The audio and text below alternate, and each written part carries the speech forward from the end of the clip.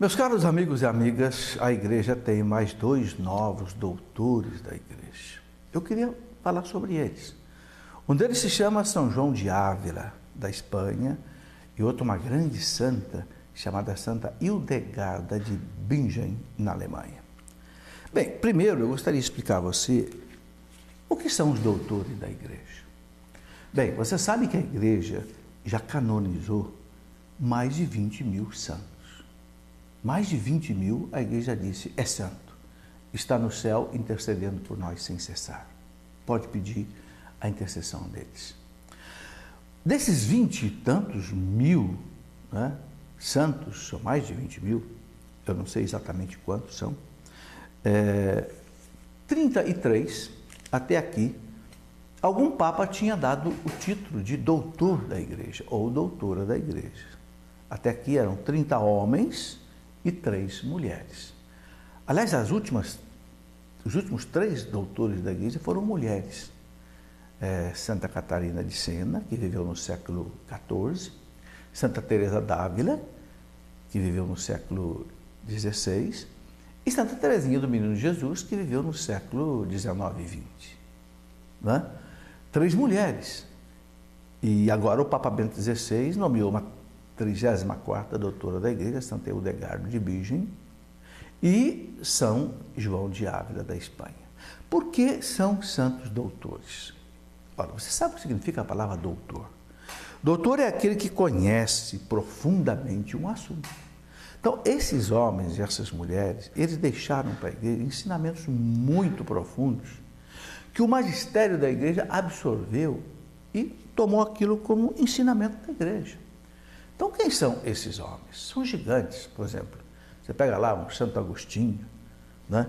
Um São Jerônimo, um São Gregório Magno, um São Leão Magno, um São Gregório Nazianzen, enfim, né? Por exemplo, um Santo Afonso de Ligório, São João da Cruz.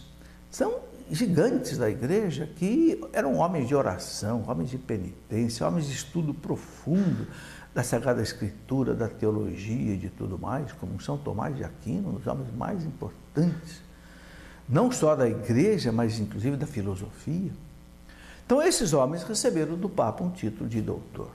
Os 2 últimos, eu gostaria de falar rapidamente sobre eles, São João d'Ávila, que viveu de 1499 a 1569, século XVI, século XV. Ele foi um sacerdote espanhol e participou do processo de renovação cultural e religiosa da igreja e da sociedade. É considerado um dos mais brilhantes santos da Espanha do século XVI. Foi amigo de Santo Inácio de Loyola, fundador da Congregação dos Padres Jesuítas, né? E também conselheiro espiritual de Santa Teresa d'Ávila. Veja que coisa impressionante, né? Doutora da igreja também. E se atribui a ele também a conversão de São Francisco de Borja, um grande santo, e também São João de Deus. Os mais famosos de seus escritos são 2 cartas e o Tratado Audi Filia, né? E foi beatificado em 1894 e canonizado pelo Papa Paulo VI em 1970. Isso São João de Ávila, santo doutor da igreja da Espanha, que o Papa Bento XVI, na abertura do Ano da Fé, né, deu o título de doutor. Depois temos Santa Hildegarda de Bingen, na Alemanha, uma santa extraordinária. Santa Hildegarda, ela viveu lá no ano de 1098 até 1179, lá no século XII, portanto há 800 anos atrás. Essa mulher foi extraordinária. Ela foi uma monja beneditina de São Bento, na Idade Média, foi mestra de teologia já naquele tempo, profunda estudiosa das ciências naturais e da música.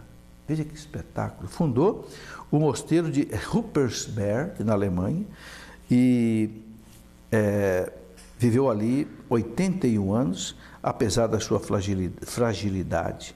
E ela teve experiências místicas profundas, promoveu a reforma da igreja, produziu escritos aos papas e, enfim, como acontece na vida dos verdadeiros místicos, Santa Hildegarda, né, se submeteu à autoridade de pessoas sábias, às suas visões, temendo que fosse o resultado de ilusões e que não fossem de Deus. Ela então buscou a pessoa que na sua época gozava da máxima estima na igreja, São Bernardo de Claraval, que também é doutor da Igreja da França.